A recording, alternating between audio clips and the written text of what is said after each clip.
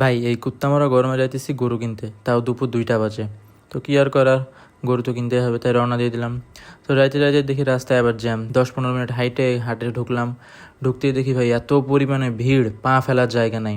আর ভিডিওতে দেখি যে মানুষ গরু নিয়ে ছবি তুলতেছে, আড্ডা দিতেছে, আবার কেউ কেউ দেখি ডেটেও যাইতেছে।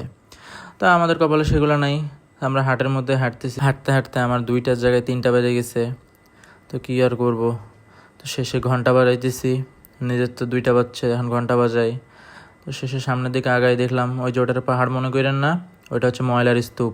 তো ভিডিওতে দেখি সবাই খালি গরুর গায়ে হাত দেয় আর গরু ভাইব্রেট করে, তা আমিও করে দেখলাম। তারপর সামনের দিকে আগা যাইতেছি, ভাই মানুষের ধাক্কা খাইতেছি, একদিকে গরুর ধাক্কা, জীবনটাই শেষ।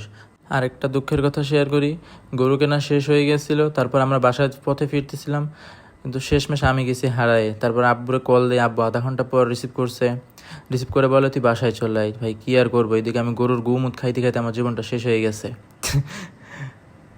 এই যে এদিকে আরেকজন আবার বাতাস খায় আর আমি গরমে জীবন বের হয়ে যেতেছে। তো শেষমেশ গরু কিনছি এইটা,